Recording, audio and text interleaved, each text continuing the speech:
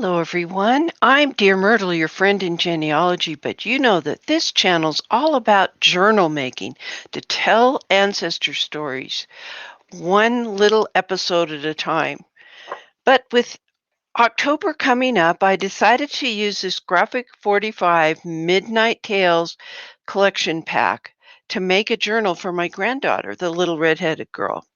And when last we met, we made this cover, and believe me, overnight everything stayed stuck, no problemo.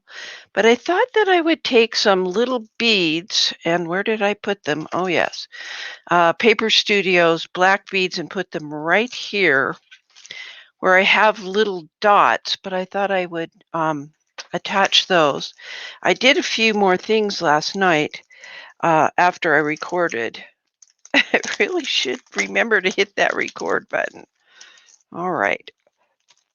I want the black, not the, well, silver would show up nicely. How do you decide these things? Well, I'm going to do black. And there we go. Pull up a little bunch of them. I'm just guesstimating. They already are sticky on the back. Now let's see if I have too many or not enough. Oh my gosh, I'm never that right on. So now we have a little bling on the cover. All right, when last we met, we did the cover. I added ribbon, some of this see-through black, not in the kit. And then afterwards, I inserted this fabric. Oh, I always say fabric instead of paper. I put this paper here in the cover, on the inside of the cover and on the inside of the back cover. And now I'm going to take it a step further and show you what I did. I like to put pockets here. This is something that Wendy of Wendy's Journal Adventures taught me.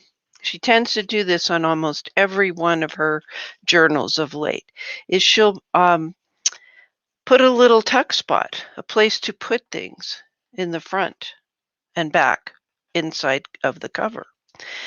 And you'll notice that I decided to sew around the edge with black. That's a thread I keep. It's actually very dark brown, but it shows up as if black. So we're going to attach this here.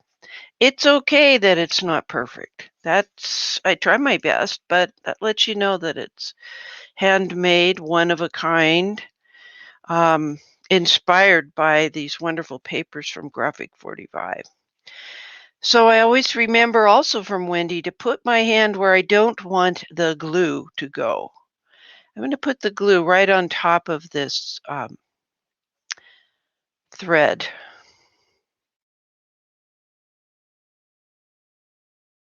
Okay. Good. And then we're going to embellish it a little bit.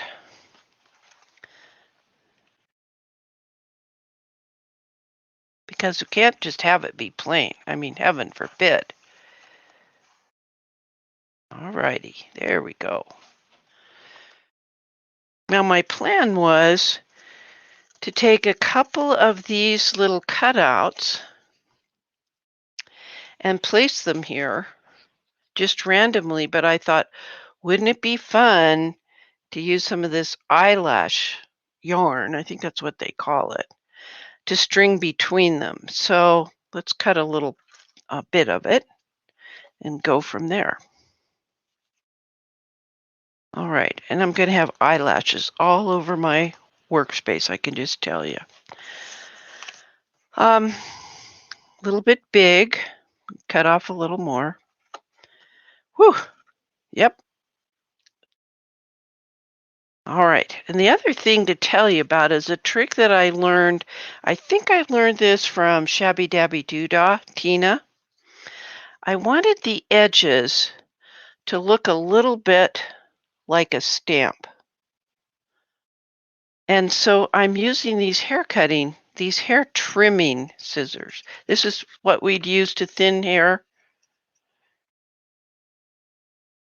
Yeah. And so I'm planning to put one here and one there. Except I'd like the moon to be on top for some reason. All right, so let's put down some glue for this little hairy beast.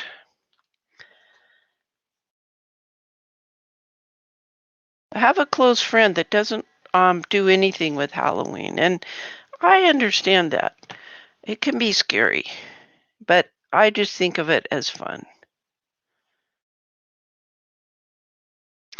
Okay, now I know this is going to hold. Just let it do its thing. Now with the, I think that I will use some fabric tack if I can get it out. I think I can. I think I can. I think I can. Just because this, we need a lot of glue, and glue that in particular has some depth or thickness to it.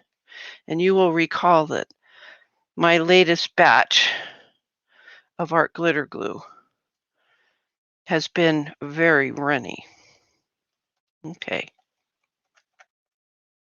Okay, I like that 3D kind of thing. Okay, press down more. Okay, we're going to put the other one up here. And we're going to go from there. Okay.